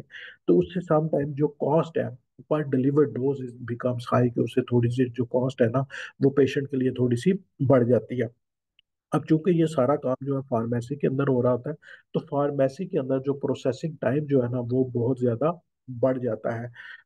और फार्मेसी और जो है वो वहाँ पे आपको ज्यादा स्टोरेज रिक्वायर्ड होती है फार्मेसी के अंदर। तो जहाँ पे वार्ड है, बल्क सिस्टम के अंदर आपको स्टोरेज एरिया डेवलप करना होता है वार्ड्स के अंदर, वहाँ पे आपने मेडिकेशन स्टोर करनी होती है और इन्वेंटरी को मेंटेन करना होता है। यूनिट डोज सिस्टम के ऊपर वो सारा का ज्यादातर काम जो है ना वो फार्मेसी के ऊपर शिफ्ट हो जाता है। और यहाँ पे आपको फायदा ये होता है कि जो फार्मासिस्ट है he can provide his opinion too, कि उसके पास पेशेंट का डायग्नोसिस अवेलेबल है, उसके पेशेंट की क्लिनिकल इंफॉर्मेशन अवेलेबल है।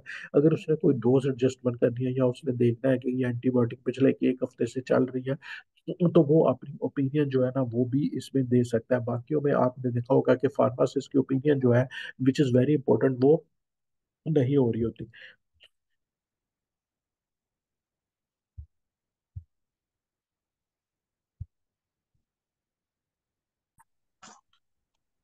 तो the first step in the pharmacy services हमने कहा प्रेस्क्रिप्शन है, देन देयर इज स्टोरेज, फिर हमने कहा जी डिस्ट्रीब्यूशन जो है, and then there is a dispensing. तो डिस्पेंसिंग भी जब आपने मेडिकेशन करनी है, जैसे हमने शुरू में डिस्कस किया कि फार्मासिस्ट, फार्मेसी टेक्नीशियंस और डिस्पेंसर्स होते हैं जिनके पास लीगली ये ऑथराइजेशन है कि वो मेडिकेशन को डिस्पेंस कर सकें।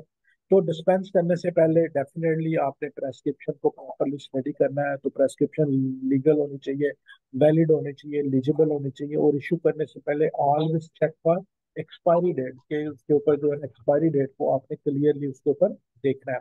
और अगर कोई हाई रिस्क मेडिकेशन है, जैसे हमने शुरू में डिस्कस किया था कि आपने किसी को केसीएल इशू करना है, इंसुलिन वगैरह आपने इशू करनी है, मेथोट्रेक्सिन या हाई रिस्क मेडिकेशन है, तो उसको आपने डबल चेक देना है कि उसकी प्रेस्क्रिप्शन को भी देखना है, उसकी डोजेज को भी देखना है, उसकी एक्सपायरी डेट को भी देखना है, और फिर आपने उसकी मेडिकेशन को प्रॉपरली लेबल्ड करके इशू करना है। तो लेबल के ऊपर ये सारी चीजें होनी चाहिए, पेशेंट का नाम, उसका मेडिकल रिकॉर्ड नंबर, जेनेरिक और ब्रांड नेम जो है वो उसके ऊपर होना चाहिए, डोजेज फॉर्म जो है ना, जो वो भी आपके पास होने चाहिए। शेयर स्क्रीन शेयर हो रही है सबके साथ? जी सर, यस जी सर, सर। होगी होगी सर, होगी सर। सर वो शुरू में नहीं हो रही थी, सॉरी, मैंने मैसेज किया था, मैं भी ले, थैंक यू अच्छा, सर। तो ये सारे जो है ना उसके ऊपर जो है लेबल आपने मेडिकेशंस की करनी है, और ये पंजाब हेल्थ केयर कमीशन का स्टैंडर्ड्स भी है कि जब भी आप मेडिकेशन इशू करें वो प्रॉपरली लेबल्ड होनी चाहिए, कि उसके ऊपर पेशेंट का नाम, एज, मेडिकेशन जो है उसकी डोजेज फॉर्म जो है ना वो प्रॉपरली लिखी होनी चाहिए। पेशेंट सेफ्टी इशू है, क्योंकि देर इज अ चांसेस कि पेशेंट इसको गलत तरीके से यूज कर सकता है। तो इस तरह आपने इसको डिस्पेंस करना है। Then there is a medication recall policy. Medication recall जो है वो क्या होती है कि which are the medications actions are taken by the firm to remove a pharmaceutical product from the market. Medication recall में आप क्या करते हैं कि you remove A pharmaceutical product from the market, कि ऐसी मेडिकेशन जो कि मार्केट में जा चुकी है और उसको आपने रिमूव कर लेना due to the any defect, कि उसकी मैन्युफैक्चरिंग के अंदर कोई डिफेक्ट हो सकते हैं या उसकी कंप्लेंट हो सकती है, सीरियस साइड इफेक्ट्स की, इन मेडिकेशन को रिकॉल कर लिया जाता है फ्रॉम दी मार्केट। अक्सर आपने अखबार में इश्तेहार देते होंगे, स्पेशली रिसेंटली बहुत सारी ब्लड प्रेशर की दवाइयाँ थी जो पाकिस्तान में रिकॉल की गई उनके सर्टन बैच को, क्योंकि उसके अंदर कॉन्स्टिट्यूशन या उसकी मैन्युफैक्चरिंग प्रॉपर नहीं हुई थी। So medication recall is a removal of a pharmaceutical product from the market by a pharmaceutical firm on the basis of there is a complaint of serious adverse reaction and there is a defect in the manufacturing of that product, तो उसको market से remove कर दिया जाता है।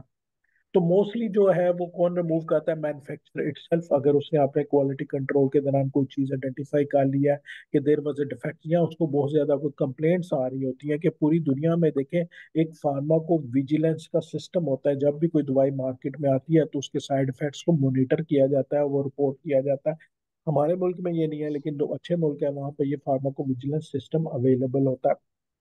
उसके अलावा हमारी रेगुलेटरी बॉडीज हैं, जैसे कि हेल्थ केयर कमीशन है, ड्रैप है, जैसे drug regulatory authority of Pakistan, वो लोग जो है ना इसको रिकॉल कर सकते हैं अगर उसको कोई रिपोर्ट आती है तो इसका मतलब है कि removal of A pharmaceutical product from the market, market से एक फार्मास्यूटिकल प्रोडक्ट जो है उसको रिमूव किया जाता है। मोस्टली मैन्युफैक्चर इटसेल्फ भी कर सकता है, या रेगुलेटरी बॉडी हेल्थ डिपार्टमेंट जो है वो भी ऑर्डर कर सकते हैं कि उसको रिपोर्ट किया जाए। रिकॉल जो है वो मोस्टली तीन किस्म के होते हैं। क्लास वन का रिकॉल होता है कि there is A reasonable probability कि अगर वो जो मेडिकेशन है जिसको रिकॉल किया जा रहा है उसको यूज कर लिया जाए तो that can cause serious health adverse consequences है, इवन डेथ, कि उसके जो इफेक्ट्स हैं, जो उसके कॉन्सिक्वेंसेज हैं using of that pharmaceutical products, they are serious one, और इवन उसमें डेथ भी हो सकती है। देन जैसे क्लास टू होते हैं जिसमें जो एक्सपोजर है या उसको यूज कर सकते हैं, तो आपको टेम्पररी या मेडिकली रिवर्सिबल हेल्थ इफेक्ट्स होते हैं, कि यहाँ से आपके जो साइड इफेक्ट्स होंगे आपके वो मोस्टली रिवर्सिबल होते हैं, यानी कि उनके यहाँ तो उनके चांसेस कम होते हैं, और अगर आपके चांसेस हैं भी तो वो मेडिकली रिवर्सिबल होते हैं, कि जैसे ही आप मेडिकल का इस्तेमाल या उस मेडिसिन का इस्तेमाल छोड़ेंगे तो आप बकायदा वापस अपनी नॉर्मल हालत में आ सकते हैं, और सीरियस साइड इफेक्ट्स के चांसेस जो है ना वो बहुत कम होते हैं। क्लास वन की जो प्रोडक्ट्स हैं उसमें अगर आप उसको यूज कर लेंगे तो you can have a serious adverse consequences, जिसमें डेथ भी हो सकती है। क्लास टू में जो है उसमें आपके जो कॉन्सिक्वेंसेज हैं दे आर मेडिकली रिवर्सिबल, यानी कि जब आप मेडिसिन का इस्तेमाल छोड़ देंगे तो you may be normal to the back to your normal state of health, और उसमें आपके consequences of the serious adverse events वो थोड़े से कम होते हैं। और क्लास थ्री ये है कि जिसमें बहुत ही मिनिमल प्रोडक्ट से चांसेस होते हैं कि आपको कोई भी साइड इफेक्ट हो सके। तो रिकॉल, मेडिकेशन रिकॉल में आप क्या करते हैं कि you are removing a product from the market on the basis of some complaints and manufacturing defects. It is mostly done by the manufacturer itself या डिस्ट्रीब्यूटर, या जो आपकी रेगुलेटरी बॉडीज होती हैं, drug regulatory authority of Pakistan है, Punjab health care commission है, health जो department है गवर्नमेंट का, मिनिस्ट्री ऑफ हेल्थ है, उसके कहने के ऊपर आप वो ड्रग जो है ना रिकॉल कर लेते हैं। तो रिकॉल जो है मोस्टली तीन किस्म के होती हैं। That is A class one recall, जिसमें अगर आप वो मेडिकेशन यूज कर लेते हैं तो देर is a serious and reasonable probability that you have a serious adverse health events, और उसमें इवन की डेथ ऑफ द पेशेंट्स भी हो सकती है। क्लास टू में जो है आपको साइड इफेक्ट्स हो सकते हैं but they are medically reversible, यानी कि अगर आप दवाई का इस्तेमाल छोड़ देंगे तो आप वापस you can return to the normal state of health. And third है जिसमें आपके अगर यूज कर भी लिया है तो आपको तो बहुत ज्यादा सीरियस साइड इफेक्ट्स उसमें नहीं होंगे।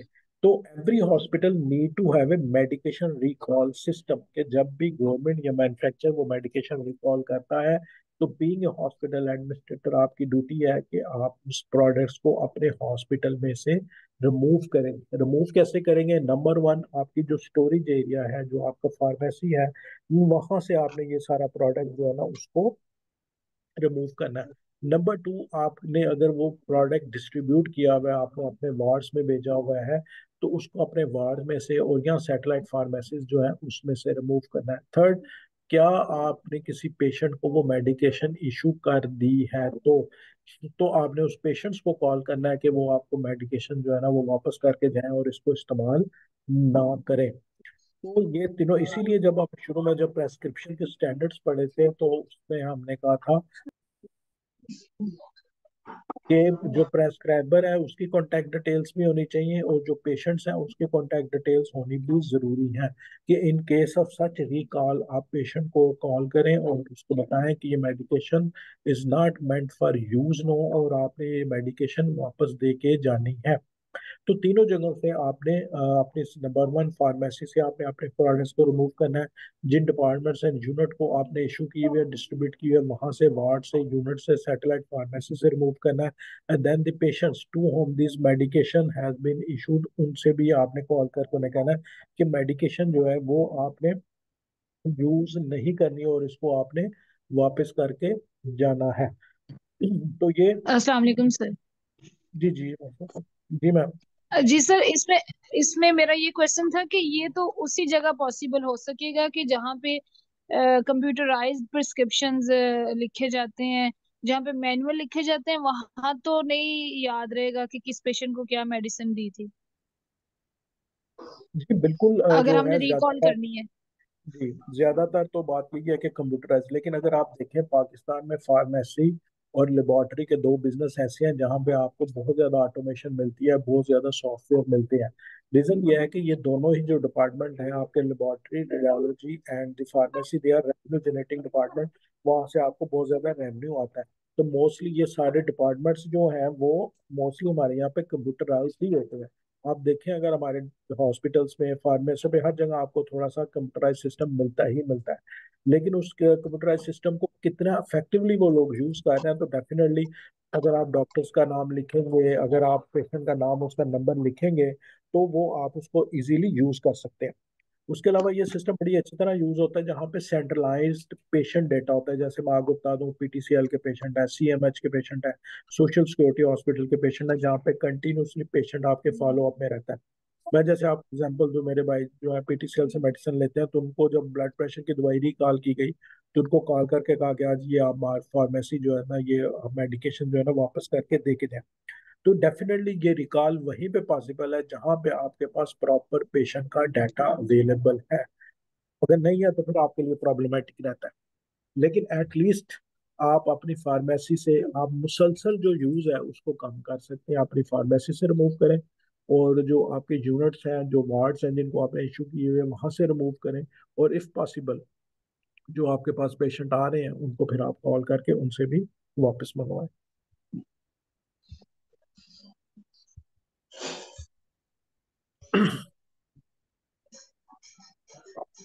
तो हमारे ये जो सारी की सारी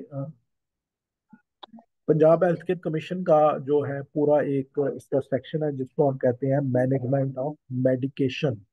ये उसका एक पूरा सेक्शन है जिसके 2025 स्टैंडर्ड्स हैं, इंडिकेटर्स हैं जो कि आपने पूरे करने होते हैं। तो ये सारी चीजें जो भी हमने डिस्कस की, फॉर एग्जांपल वो कहते हैं the organization formally determines who can write order, कि किसके पास ये इख्तियार है आपके हॉस्पिटल में कि वो मेडिकेशन प्रेस्क्राइब करें या लिखें। तो डेफिनेटली जैसे अभी हमने डिस्कस किया कि एनी डॉक्टर्स या डेंटल सर्जन या कंसल्टेंट जिनको आपने राइट देने हैं, तो आपने अपनी पॉलिसी हॉस्पिटल की डेवलप करनी है जिसमें आप ये प्रिविलेजेस देते हैं कि हमारे हॉस्पिटल में इन इन लोगों को प्रेस्क्रिप्शन की इजाज़त है। उसमें डॉक्टर्स हो सकते हैं, कंसल्टेंट, इवन कि आप उसमें सेग्रीगेट करना चाहते हैं। कुछ हॉस्पिटल्स हैं वो जो हाई रिस्क मेडिकेशन है उसकी प्रेस्क्रिप्शन सिर्फ कंसल्टेंट तक महदूद करते हैं, कुछ जो है वो सबको इजाज़त देते हैं कि वो कोई भी प्रेस्क्राइब। तो आपकी एक हॉस्पिटल की पॉलिसी होनी चाहिए कि जी किसको इजाज़त है कि वो प्रेस्क्राइब कर सके। अगेन जैसे हमने डिस्कस किया कि जी prescription should be written at a designated space. आपकी जो ओपीडी की स्लिप है उसके ऊपर भी एक डेजिग्नेटेड स्पेस होना चाहिए, जो आपकी पेशेंट की फाइल है उसके अंदर भी एक डेजिग्नेटेड स्पेस होनी चाहिए जिस पर आपने अपनी सारी मेडिकेशन लिखनी है। तो इसमें हमने जैसे डिस्कस किया कि this is an important patient safety issue, कि ताकि पेशेंट को वो सारी मेडिकेशन जो कि डॉक्टर साहब ने प्रेस्क्राइब किए हैं वो इजीली डिस्पेंस हो सके और उसको मिल सके। अगर आप हैप्पीजेंट मैटर में लिखोगे तो वो आपके लिए पॉसिबल नहीं होगा। जो मेडिकेशन ऑर्डर्स हैं अगेन जो हमने कहा कि वो एलिजिबल होने चाहिए। And the policy on the verbal orders. Verbal orders क्या होते हैं जी? अगर आप कोई जुबानी कलामी अगर कोई प्रेस्क्राइब नहीं करता, लिख के दे देता है, नहीं देता, तो डॉक्टर आते जाते नर्स को कह देता है कि इसको ये दवाई लगा दे, तो इन दैट केस हमें क्या करना चाहिए? जी डॉक्टर गजाला, अ, सो, अ, क्या मुझे वर्बल ऑर्डर की इजाजत होनी आवाज, चाहिए? जी जी, नहीं वर्बल आवाज ऑर्डर्स मुझे, होते हैं, जी जी आ रही है आपके पास। नहीं मुझे सवाल समझ नहीं आया, आवाज नहीं आई मुझे। मैंने कहा जी वर्बल ऑर्डर्स होते हैं, जैसे डॉक्टर फोन पे किसी नर्स को कह देते हैं कि मरीज को ये दवाई लगा दो, या चलते फिरते कह देते हैं, तो उसके बारे में क्या पॉलिसी होनी चाहिए हमारी, कैसे करना चाहिए इसको? उसके अंदर ये होता है कि अगर कोई सीनियर डॉक्टर इस तरह से पेशेंट्स के बारे में बताता है तो हमारे यहाँ तो ये इंस्ट्रक्शन है कि उसकी कॉल को नोटिफाई किया जाए, डेट टाइम डॉक्टर के साथ, और उसके बाद ये होता है कि उसको रिकॉल बैक किया जाए कि वो वाकई उसी ने फोन किया था और उसने ये बताया है, और उसके बाद एक्टिवेट किया जाए सिस्टम को। जी बिल्कुल जी। वर्बल ऑर्डर्स जो है वो एक्सेप्टेबल नॉर्म्स हैं, बहुत सारी सर जगहों पे मैं आपको बताऊं जो सर, थोड़ा सा इस पे करूं सर, डॉक्टर नबील है जी सर। जी जी जी जरूर जरूर जी। हाँ सर, इसी तरह सर वो होता है ना, जब भी डेफिनेटली सर कभी कभी जैसे हम सर्जरी वगैरह किसी में ऑन कॉल होते हैं सर, तो उसके अंदर हम्म ये होता है कि सर वो टाइम डेट और एडवाइस जो होती है ना मेंशन की जाती है, and it's part of the documentation. जब भी हम सर कोई पेशेंट का फॉर्म या चार्ट या कुछ भी जो हमारे पास अवेलेबल है उसके ऊपर मेंशन किया जाता है एज पर इतने बजे इतने टाइम पे क्या एडवाइस थी, और मतलब किस हम्म। बारे में एडवाइस ली, और जो एडवाइस दी गई थी उसको मेंशन किया जाता है, ताकि वो इट्स प्रॉपर एक डॉक्यूमेंटेशन का वो हिस्सा बन जाए। जी बिल्कुल जी। तो इसमें वर्बल ऑर्डर्स जो है उसमें दो इंपॉर्टेंट रिक्वायरमेंट है जी। Number one, it should be only for exceptional cases, कि ये रूटीन मैटर्स में नहीं आने चाहिए कि आप रूटीन में जो है ना बहुत ज्यादा वर्बल ऑर्डर करते हैं, number one. Number two, verbal orders are only acceptable from the doctor who has already assessed the patient, कि अगर उस डॉक्टर ने मरीज को एक दफा पहले देखा हुआ है तो सिर्फ उसी के वर्बल ऑर्डर जो है ना एक्सेप्टेबल होंगे। और जिसने कभी मरीज को नहीं देखा, फिजिकली कभी असेस नहीं किया, तो उसके वर्बल ऑर्डर्स जो है ना मोस्टली हम एक्सेप्ट नहीं करते। देन अगेन इसमें जो हाई रिस्क मेडिकेशंस होती हैं उसके भी वर्बल ऑर्डर्स मोस्टली एक्सेप्ट नहीं किए जाते।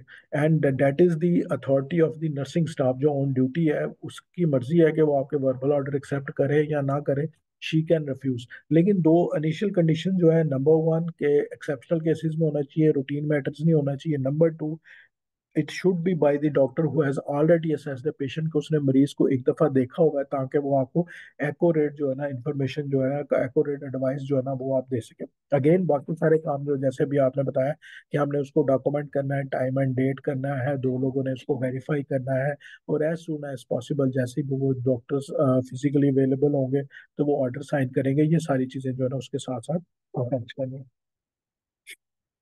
हाई रिस्क मेडिकेशन, जैसे हमने कहा कि हर हॉस्पिटल के अंदर हाई रिस्क मेडिकेशन की एक लिस्ट डेवलप होनी चाहिए। That should be available in the nursing counter, that should be available in the doctor offices, and that should be available in the pharmacies and pharmacy staff. Purpose क्या है कि ऐसी medication को prescribe करने से पहले प्रेस्क्राइबर शुड बी केयरफुल कि वो उसकी डोजेज और उसकी चीजें एक्यूरेटली डिवाइस करे।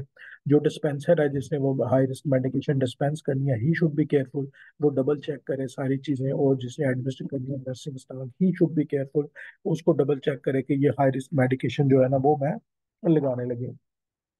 तो ये सारी चीजें उसमें हमने शामिल करनी है।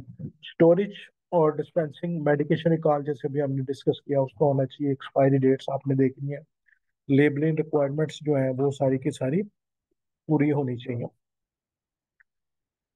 तो ये सारे के सारे काम जो है ना उसमें हमने करने हैं। तो शुरू में जैसे हमने डिस्कस किया था कि मेडिकेशन एरर जो है वो that is the most important factor जो कि हमारे मेडिकल एरर्स जो है लीड करते हैं, जिसकी वजह से हमारी काफी सारी हॉस्पिटल्स में डेथ भी होती है। तो बहुत सारी वजूहत होती हैं मेडिकल एरर्स की। कोई बताएगा जी मेन मेन वजूहत क्या हो सकती हैं मेडिकेशन एरर्स की जो हमारे हॉस्पिटल्स में होती हैं? जी डॉक्टर जैनब।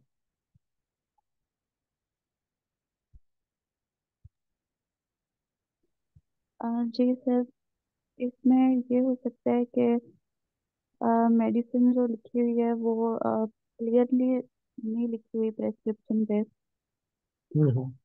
और बिल्कुल। जो स्टाफ है वो इतना एक्सपीरियंस नहीं है कि वो सही से समझ सके कि क्या लिखा हुआ है।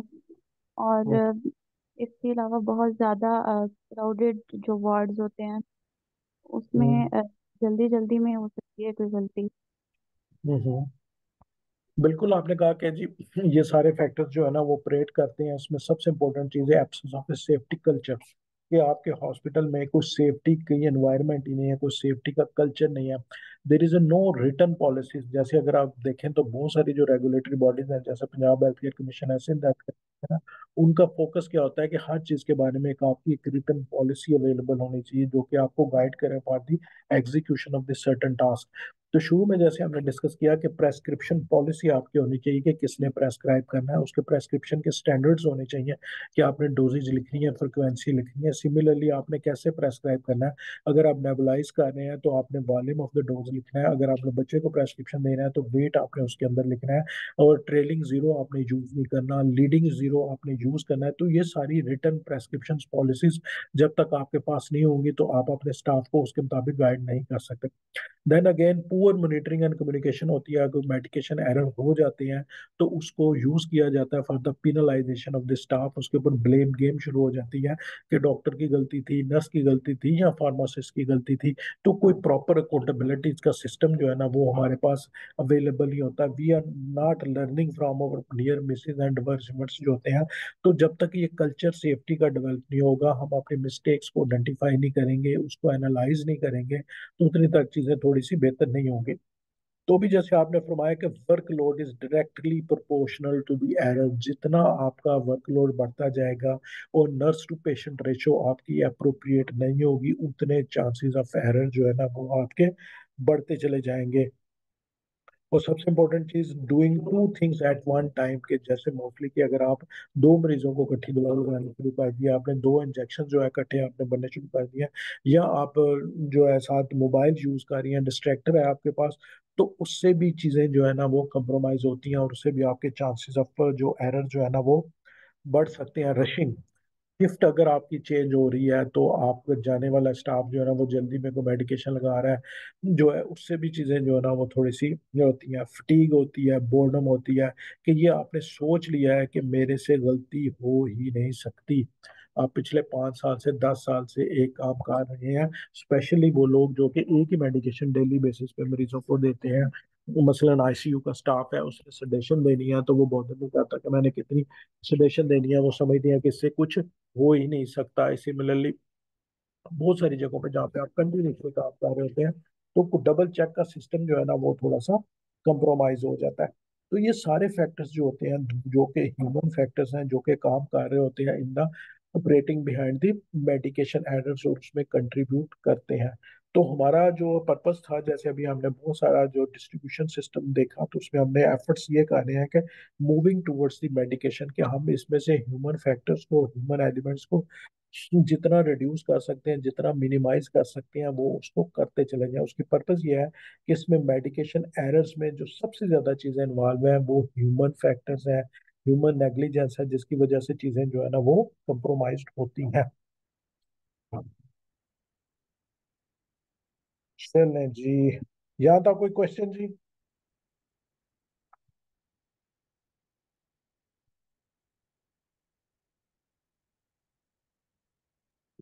सर मैं तो स्टार्टिंग में अटेंड नहीं कर सकी, मुझे अब वो दोबारा मैं वीडियो देखूंगी, ऑक्यूपाई चलें, थी कोई मैं, नहीं, वो वीडियो हम अभी आपके साथ एंड से शेयर सुना करते मैंने।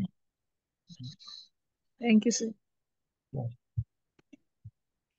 चलें जी, यहाँ पे हम खत्म करते हैं। नेक्स्ट वीक इंशाल्लाह मुलाकात होगी, इसको एक दफा देख लीजिए। नेक्स्ट वीक इंशाल्लाह लेबोरेटरी सर्विसेज के बारे में इंशाल्लाह थोड़ा सा डिस्कस करें। अस्सलाम वालेकुम सर, मेरा क्वेश्चन था। जी जी। सर इसकी फार्मेसी टू टाइप्स की होती है, इंडोर और आउटडोर, तो इनकी रजिस्ट्रेशन की क्या रिक्वायरमेंट है? फार्मेसी सर एक ही रजिस्ट्रेशन आपने करवानी होती है, चाहे वो आप इसको इंडोर के लिए यूज करें या आउटडोर के लिए करें। तो उसमें कोई चीजें नहीं होती, उसमें बेसिकली लेवल्स होते हैं कि लेवल 1 या लेवल 2, वो अकॉर्डिंग टू दी होती हैं सर्विसेज। अगर आप नॉर्कोटिक्स भी लेना चाह रहे हैं और कुछ आप टेम्परेचर कंट्रोल ड्रग्स भी लेना चाह रहे हैं, तो फिर आपको हाई लेवल का लाइसेंस लेना पड़ता है। अगर आप नॉर्कोटिक्स में और टेम्परेचर कंट्रोल चीज़ों में नहीं जाना चाहते, सर्जिकल डिस्पोजल में, तो फिर आप वो जो है लेवल 2 का जो लाइसेंस है ना वो भी ले सकते हैं। राइट। और ये कुछ ऐसी फार्मेसी हैं इंडोर या क्लिनिक में जो होती हैं, वो उसके लिए फार्मेसी। डॉक्टर्स का कोई ताल्लुक नहीं है सर फार्मेसी के साथ। डॉक्टर्स ना तो फार्मेसी ओन कर सकता है, ना उसको ऑपरेट कर सकता है। उसके लिए आपको फार्मासिस्ट रिक्वायर है। अगर डॉक्टर एज ओनर है तो ठीक है, लेकिन फार्मेसी के रजिस्ट्रेशन के लिए उसको फार्मेसी टेक्नीशियन या फार्मासिस्ट रिक्वायर्ड है। फार्मासिस्ट और फार्मेसी के बगैर फार्मेसी रजिस्टर्ड नहीं होती। ये उसी का काम है और उसी ने करना। राइट। अच्छा सर, एक और आपको शायद आइडिया हो, जैसे कोई हॉस्पिटल या मेडिकल सेंटर बनाता है तो उसमें फार्मेसी जो है वो रेंट पे देते हैं या किसी आउट पर्सन को देते हैं चलाने के लिए, जी तो जी। उसमें कुछ इनके क्या सेटिंग होती है? शेयर बेसिस पे क्या रेंट उनसे लेते हैं या फिर कुछ परसेंटेज होती है? इसका कुछ आइडिया है आप, सर अगर दोनों है तो? मॉडल्स काम कर रहे होते हैं, लेकिन ज्यादातर लोग रेंट लेते हैं। और परसेंटेज भी होती है रेंट के साथ कुछ? नहीं, परसेंटेज नहीं होती मोस्ट ऑफ द टाइम। या तो आप परसेंटेज कर लें, फिर अगेन डिपेंड्स करता है कि आपकी इन्वेस्टमेंट कितनी है। अगर आप सिर्फ उसके साथ सिर्फ आपने रेंट पे दिए हुए, आपने कोई कैपिटल इन्वेस्टमेंट नहीं की हुई, तो डेफिनेटली फिर आपको वो नहीं देगा। लेकिन अगर आपने साथ कैपिटल इन्वेस्टमेंट भी किया है, कि आपने जो स्टॉक खरीदा है उसमें आपका भी कैपिटल इन्वेस्ट हुआ है, तो फिर आप उसके शेयर बेसिस पे भी उसके साथ कर सकते हैं। तो ये डिफरेंट मॉडल्स डिफरेंट जगहों पे डिफरेंट तरीके से काम कर रहे हैं, सारे ऑपरेट हो रहे होते हैं। Right sir, thank you very much. तो सर लेकिन इसमें जो लेक्चर में हमने फार्मेसी के बारे में पढ़ा है, ये इंडोर फार्मेसी इसके ऊपर लेक्चर था। जी बिल्कुल, ये हॉस्पिटल्स के अंदर जो फार्मेसिस्ट काम कर रही होती हैं, जो मेडिसिन का सारा डिस्ट्रीब्यूशन सिस्टम काम कर रहा होता है, उसके ऊपर हमने देखा। जी सर, थैंक यू।